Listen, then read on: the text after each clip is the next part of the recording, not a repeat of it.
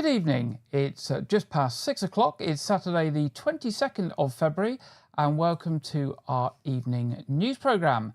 And in the news this week, extra no waiting restrictions are being proposed for part of the A354, Portland Road and Merley Road, together with 3 new pedestrian crossings in Wyke Regis. Dorset Council say the no waiting at any time restrictions are needed to improve pedestrian safety. WL lines are being requested on the eastern side of Portland Road from outside 127 to 149, with similar restrictions on the northern side of Merley Road extending around the corner into Stoke Road, with a shorter length of restrictions on the opposite side extending the length of number 143 and its grounds. The no waiting orders are part of a general traffic pedestrian improvement scheme for the area, which includes 2 new Puffin and a toucan crossing at the crossroads on the Portland Road and the junctions with Langton Avenue and Merley Road. Public comments on the proposals are being invited and can be made to Dorset Council up to March the 7th. Comments for and against, together with the reasons for why they are made, should be sent through to Dorset Council's website or in writing to the Traffic Regulation Team, Dorset Council, Collerton Park, Dorchester, DT1 1XJ. Residents with any technical questions can contact the Highways Improvements Team on 01305 221 000 or email highwayimprovements@dorsetcouncil.gov.uk. The Knowth Fort has been awarded a grant of almost £1.4 million. The money is coming from the Arts Council England's Museum Estate and Development Fund, or MEND for short, and an additional £15,000 is coming from Dorset Council's Capital Leverage Fund. The Victorian-era coastal fort overlooking Weymouth Bay has been developed into an award-winning tourist attraction. The fort's collections, displays and the building itself all sustained damage, however, due to damp issues and rainwater penetration through its roofs and walls. The grant of £1,374,763 will pay for works to stop the most significant water ingress, supporting the fort's conservation and enabling development of the museum experience for visitors. James Farquhar-Harson, who's the chairman of Knowth Fort, said, "Our country has a wealth of heritage sites that the public enjoy visiting and want to see conserved for future generations. With its MEND scheme, the Arts Council England is delivering resources where it's going to make the most impact on those goals. The grant that we've been awarded will make us better heritage attraction and ensure the Knowth Fort has a longer future ahead of its roof areas to protect the building and the collection." With the inside areas far less damp, the fort's team will be able to develop new displays, exhibition space and facilities, safe in the knowledge that the work will last the test of time. Owned by Dorset Council and operated by Weymouth Civic Society, the Knowth Fort was saved from dereliction in 1980 to become Weymouth's most popular and best-loved tourist attraction. Winner of Visit England's Gold Award for Small Visitor Attraction in 2022 and 2024, the fort's visitor figures passed over 100,000 people last year for the first time. So good luck to them and congratulations on that award. And let's hope it makes a real difference to the Knowth Fort. Now, the annual wreath-laying ceremony at the grave of James Hammett, the only Tolpuddle martyr buried in the county, took place last week. Chair of Dorset Council, Councillor Stella Jones, and High Sheriff for Dorset, Mr Anthony Woodhouse, paid their respects with floral tributes at St John the Evangelist churchyard. The iconic chapel is pivotal to the martyrs' understanding of social injustice. Built in 1818, the old chapel is a Grade 2 star listed building and a rare example of an early 19th century earthen vernacular Wesleyan Methodist chapel. That's a mouthful, isn't it?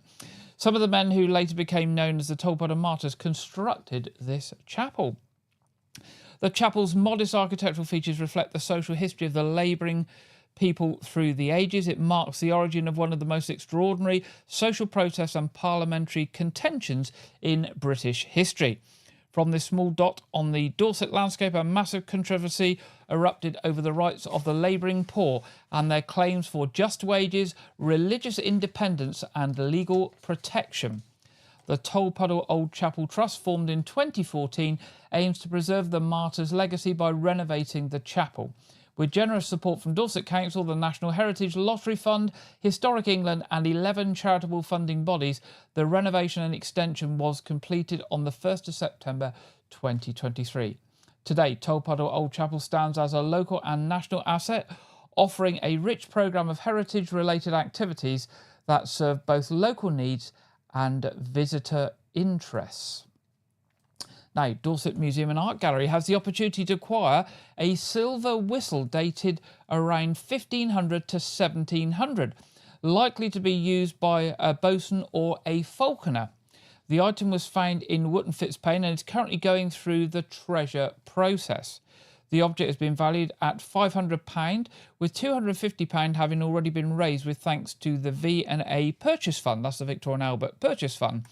The museum is now looking to raise the remaining £250, with all funds going towards acquisition, conservation and display. The item is a complete example of a hawking whistle or bosun's whistle. Other names for these things are called bosun's call, pipe or bosun's whistle. Measuring just 65.5 millimetres in length, at one end you can see an oval sounding chamber which comprises two deep hemispheres with flanged edges which have been soldered together with a rigid girth band over the join. There is a large circular sounding hole in the top.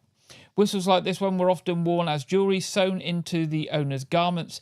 In maritime context, whistles were practical instruments used to give commands and convey messages to crew members during sailing manoeuvres and emergencies. In hawking or falconry, whistles were used by the falconer to communicate with the bird and control them in flight.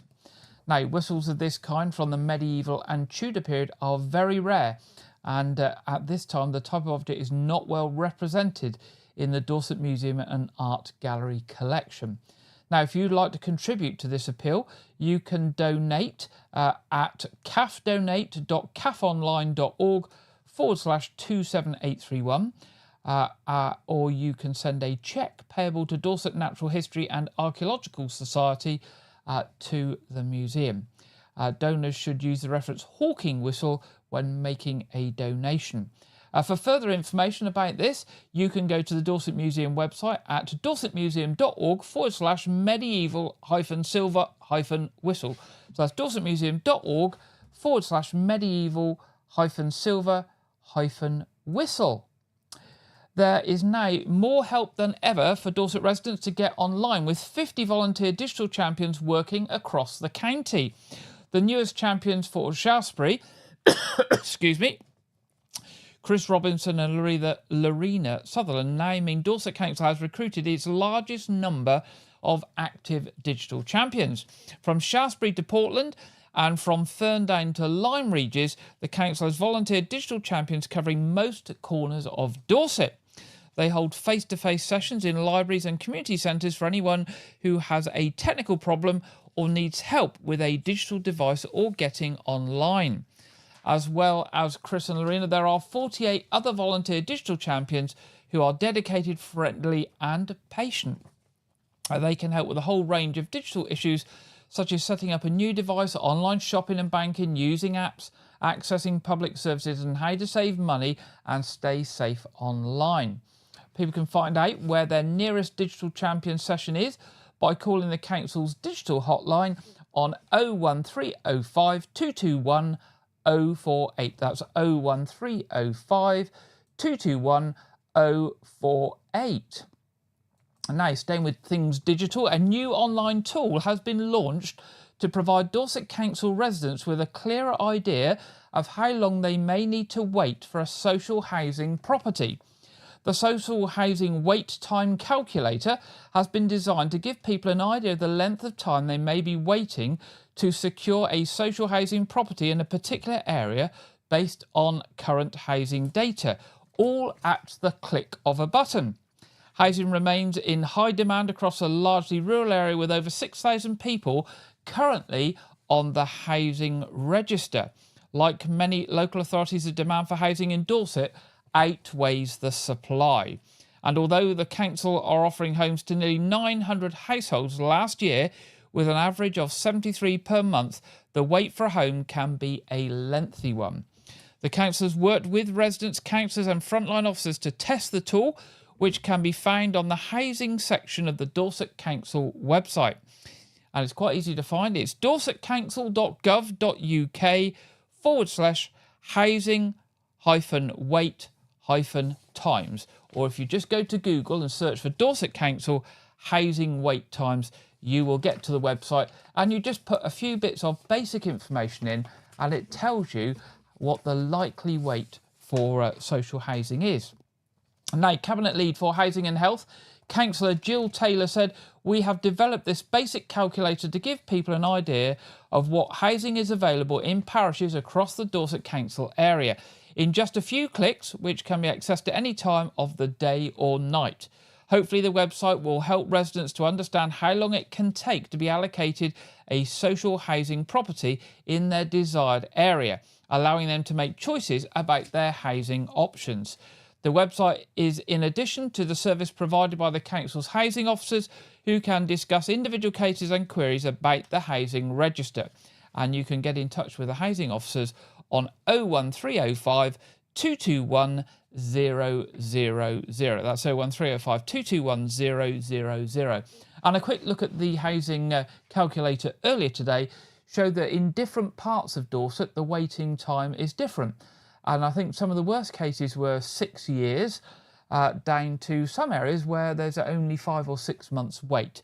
So it is worth looking at the area you're interested in, but then going down through the list and seeing if there's an area not too far away where that wait may be far less.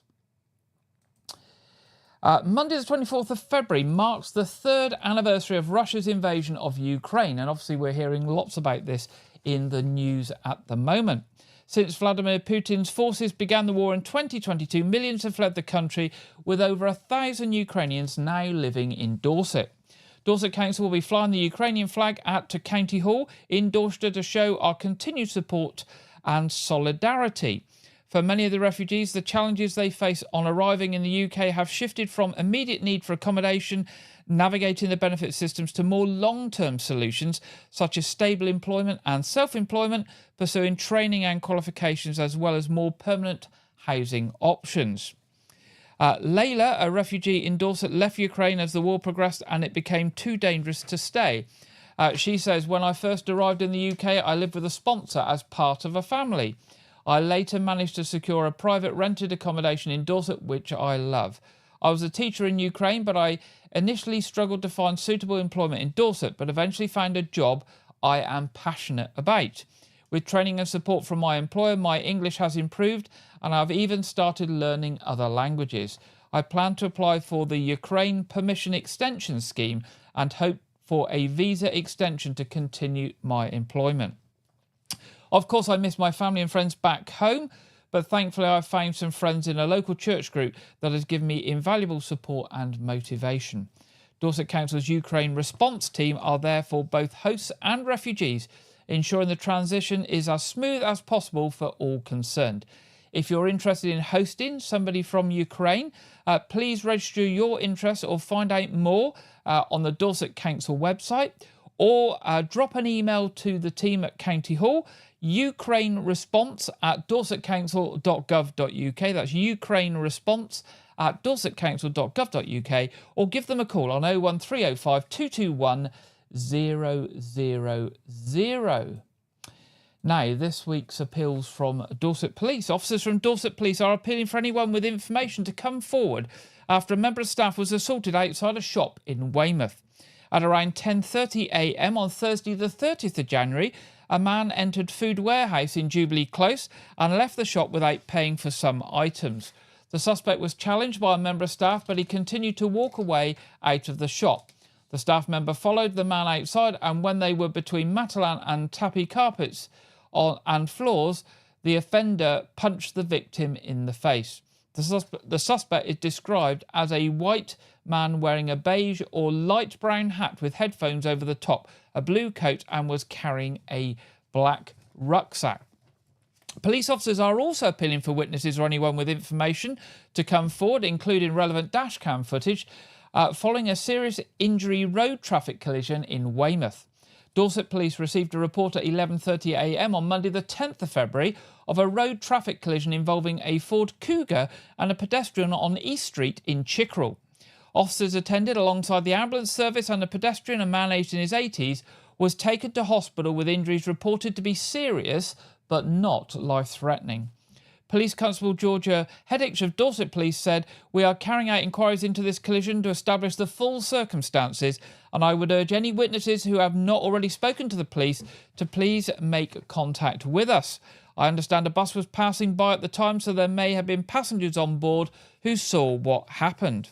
And the last item for Dorset Police this week. Detectives are appealing for witnesses or anyone with information to come forward following a report that 2 people were assaulted in Weymouth. Dorset Police received a report around 1 a.m. on Saturday the 15th of February of a disturbance in St Edmund Street involving a group of people. An 18-year-old man was reportedly assaulted and sustained a fractured skull. A 19-year-old man has also sustained facial injuries but did not require immediate medical treatment. Officers attended, and following detailed inquiries, a 21-year-old man and 5 male teenagers aged between 14 and 18 were arrested on suspicion of inflicting grievous bodily harm with intent. They have all been released on police bail as investigations continue. Detective Constable Mia Isabel Bowditch of Dorset County CID said, "We are continuing to carry out inquiries into this incident, and I would urge anyone with information that might assist our investigations to please get in touch with us."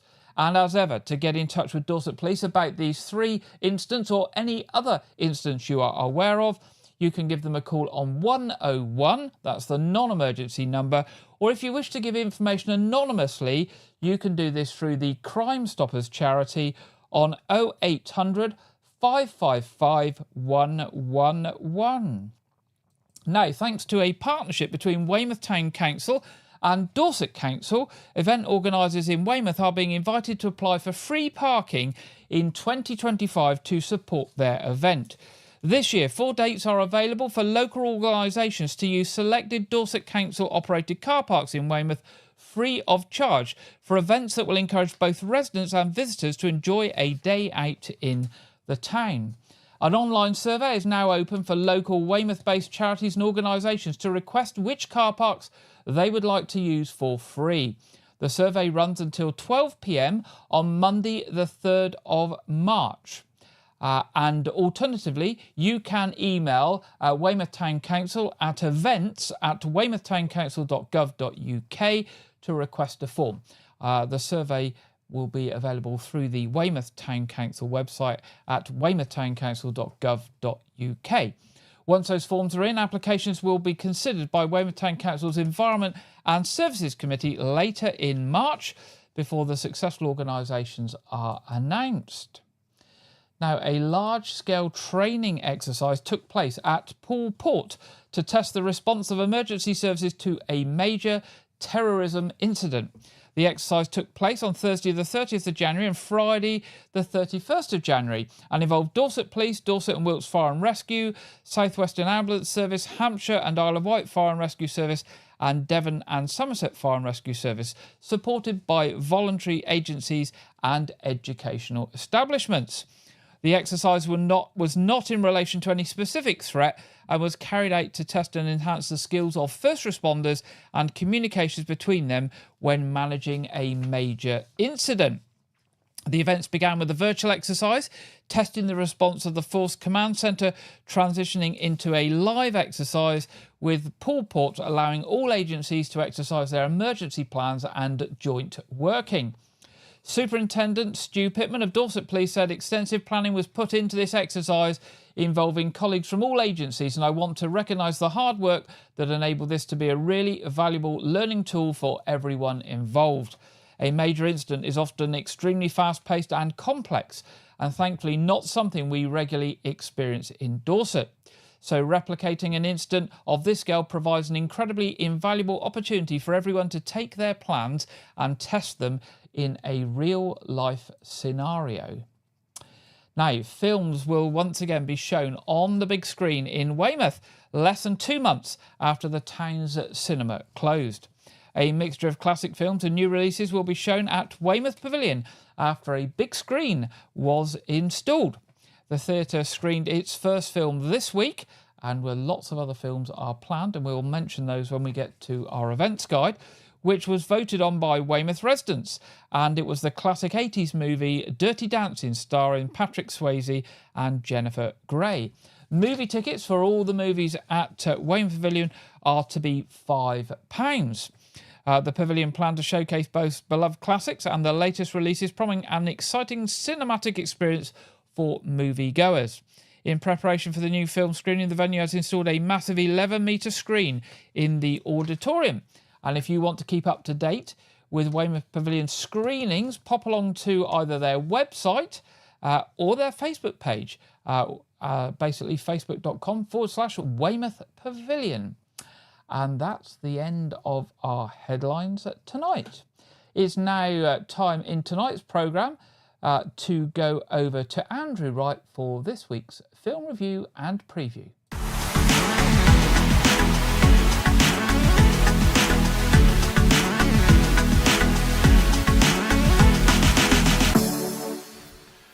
Welcome to White Regis TV film review and preview. I'm Andrew Wright. This week, Paddington in Peru arrived on home video in the UK in sort of conjunction with the US cinema release last weekend, because it opened last weekend. It opened alongside Captain America, but it only just came out this week in the UK on home video.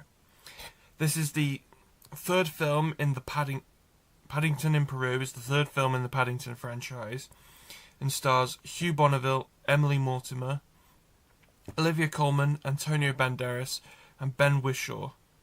The film revolves around the Brown family travelling to the home for retired bears in Peru, when Paddington's Aunt Lucy goes missing, which leads the Brown family to venture into the Amazon rainforest looking for the mythical city El Dorado.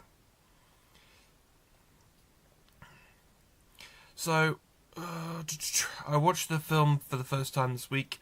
I actually hadn't seen any of the Paddington films until this year. Yeah, so I actually really liked the first Paddington. I thought the second Paddington wasn't as great as everyone says it was. It was still good, and so this one, Paddington in Peru, I thought the film finds the right balance of serious and silly and manages to inject more character and world development into Paddington, and manages to be just as much fun as the previous two installments. So I gave the film 4 stars out of 5. Paddington 4 is in cinemas in 2027. Also releasing in cinemas this weekend, the big release is the comedy horror film The Monkey, from Longlegs director Osgood Perkins, if you remember from, I can't remember when, October-ish. If you remember my review from around about October, I really liked Longlegs. So The Monkey is an adaptation of the 1980 short story by Stephen King.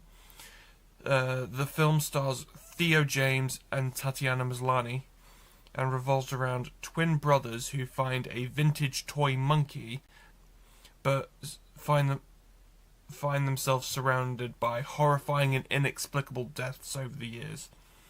The film has received 84% positive reviews from critics, who praise Osgood Perkins for making a fiendishly clever film with very gory set pieces that have, to some degree, a sense of humour. And The Monkey is it's famously changed the toy monkey, because it's supposed to be like a monkey with cymbals, but they can't do that because of Toy Story, because Toy Story have the rights to do a monkey with cymbals, so they had to change it to a monkey with a snare drum. The Monkey is in cinemas now. That's all I have for this week, but be sure to check back next week, where I will be previewing The Last Showgirl, for which Jamie Lee Curtis was nominated for a BAFTA. Now back to Gary in the studio. Thank you very much, Andrew, and we'll look back to Andrew next week to see what he has in store for us. It's now time in the programme to go to the Met Office for the Saturday evening weather forecast, and this week we are joined by Greg Dewhurst. Hello again, welcome to your latest Met Office forecast. It's turning much more unsettled over the next 24 hours. We've had a brief ridge of high pressure across the UK today, giving some spells of sunshine, a few showers, but this deep area of low pressure will sit to the northwest through Sunday and into Monday, giving heavy rain to many parts, some strong winds as well, gales, if not severe gales, around some northern and western parts of the UK. So there could be some disruption as we go through Sunday, particularly the afternoon and evening time, from heavy rainfall building up, leading to some localised flooding as well as some strong winds. However, it's a quiet end to Saturday. However, as we go into the early hours, some low cloud mist and murk developing in places. Clearer skies holding on to the east, whilst the west turns wetter as we head towards the end of the night. The winds start to pick up as well. We could see gusts of 30-40 miles an hour or so, with outbreaks of heavy rain moving in here. So temperatures lifting through the night, 7 or 8 degrees to start Sunday morning. Still chilly across some eastern parts, where there'll be some bright spells to start the morning on Sunday, but the wet and windy weather soon spreading its way eastwards across the whole of Northern Ireland, Scotland into Northern England, parts of Wales and the West Country as we move through the morning. Best of the dry weather holding on across southeast England until later on in the day. As you can see by the bright colours, some heavy rain is expected. So there are some Met Office rainfall warnings out for the higher ground of western parts of the UK in particular, even southeast Scotland, and then strong winds across many northern and western parts. We could see wind gusts of 60-70 miles an hour in exposed locations, generally more widely across the UK, gusts around 35 to 45 miles an hour. So there could be some local disruption. Bright skies following for Northern Ireland, northwest Scotland, but blustery showers moving in here. Temperatures still above average with that southwesterly wind, but feeling chillier than the numbers suggest due to the strength of that wind. So temperatures are in the range of 8 to 12 Celsius. A wet afternoon, evening to come across England and Wales. Some localised flooding is possible. Southern parts of Wales into southwest England, a watch point into the evening time and early hours, but generally becoming a little drier overnight into Monday morning, with blustery showers moving in, still staying on the windy side for many. Temperatures holding up due to that wind and the cloud cover, generally around where they should be for the daytime during this time of year. So Monday itself, some outbreaks of rain still across southern counties of England into southeast England through the morning, but it should eventually clear, and then it's a brighter day, sunny spells and scattered showers across the country. Some of them will be heavy at times. The odd rumble of thunder is possible, but there'll be plenty of dry weather too. Sunny spells, showers most frequent across central northern parts of Scotland. They could start turning a little wintry over the higher ground later, where some cooler air is starting to feed in, but for most still mild, 11, 12, 13 degrees. For the afternoon temperatures. It stays unsettled for the week ahead. Sunny spells, showers, some longer spells of rain possible. Temperatures gradually coming down to nearer to average for the time of year, with some chillier nights to come. If you'd like more information on that and the forecast for the next 24 hours, where we do have warnings in force, visit our website and our social media channels. See you soon. Thank you very much, Greg, for the Saturday evening weather forecast. And just looking at the week ahead, still keeping mild. Obviously, Sunday could be quite wet, as we've just heard, but getting drier during the week and reasonably mild. Sunny spells, and we've had a few sunny spells today that's been quite nice as well. So hopefully, once we get the weather out the way tomorrow, we will have some nice bits of weather for the week ahead. Now, turning to our What's On, what have we got coming up? Well, let's turn to Weymouth Pavilion first. 23rd of February, Ronnie Scott's Jazz Club. Then we've got a couple of films for you. 25th of February, Oppenheimer, and 26th of February, Conclave. That's the one that's just been in the Film Awards. So they are doing bang up-to-date films, as well as some of the more ones that have been around for some time, have been very popular in history. 28th of February, Country Roads, one night of country classics. 1st of March, Alistair McGowan and Jasper Carrott, two comedians there, live on stage. 2nd of March, Rock Orchestra by Candlelight, that sounds interesting. 9th of March, Anton Dubek at the Musicals. Obviously, Anton Dubek of Strictly Come Dancing fame there on his tour, and some singing and dancing going on there. So more information on those and other shows and films at Weymouth Pavilion via their website, weymouthpavilion.com, or tickets can be purchased from their box office on 01305 783 225. Now looking to the Knowth Fort. On this weekend and running again, tomorrow's been on today, World War II week. It's been running all this week, half-term week, runs through till tomorrow, 10:30 to 4 p.m. Learn about Weymouth in World War II and travel back in time to the World War II era. Lots of activities and things going on there tomorrow. Then we've got Science Weekend, the Saturday the 8th and Sunday the 9th of March. Help celebrate British Science Week, as the Knowth Fort is hosting a fun and immersive science weekend full of activities. That's the 8th and 9th of March. Then we've got Victorian Children's Weekend, the 22nd and 23rd of March. Again, going back in time, this time to the Victorian era. Always very, very popular there at the Knowth Fort, those Victorian weekends.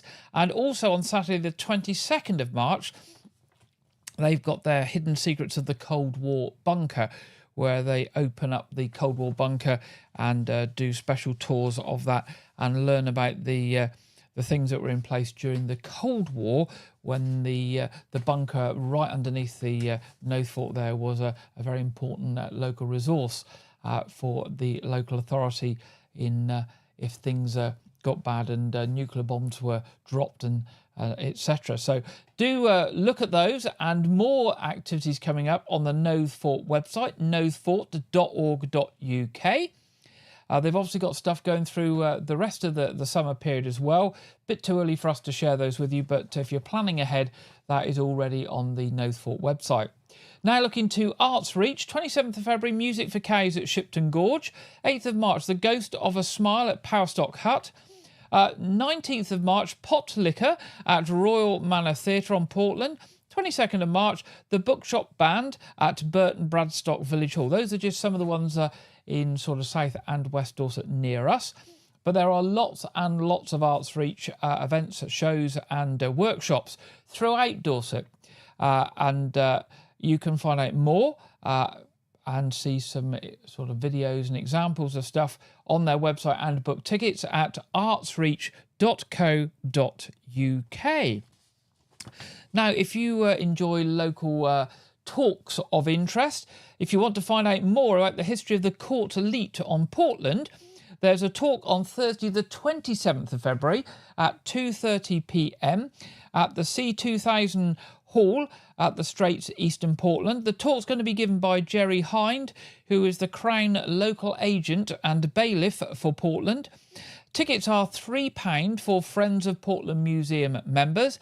They're £2 for Friends of Portland Museum members and £3 for everyone else. So £2 for Friends of Portland Museum members and £3 for everyone else. And more information and tickets are available by emailing the museum, portlandmuseum@gmail.com. portlandmuseum@gmail.com. That's on Thursday the 27th of February. That's this coming Thursday at 2:30. And finally this week, church services tomorrow. 8 o'clock communion at All Saints Wyke, 9:30 communion at All Saints Wyke, and 11 o'clock at St Edmund's Lane House. Well, that's all we've got for you this week, other than to say that our regular Saturday night quiz is on at 7:30. That is free, it's family friendly and available to anyone in the community of White Regis, South Dorset and beyond. All are welcome to join us. You will always have a nice quiz evening on a Saturday there if you want to join us at any time. If you've got any news for us, any events coming up that you want to share with the community in Wyke, Weymouth and Portland, South Dorset or beyond, then do drop us a line, news@wykeregis.tv. We would love to hear from you and we'll be happy to share that with people in a future programme. It just remains for me to say have a good weekend. Be careful of that rain tomorrow, but hopefully the week ahead will be good. If you're returning to school on Monday, make sure you have got everything ready and hopefully you've had a good week off and we'll be ready to get back into the thrust of getting to school every day from Monday morning. Have a good weekend. I look forward to being back with you 6 o'clock next Saturday. Good night.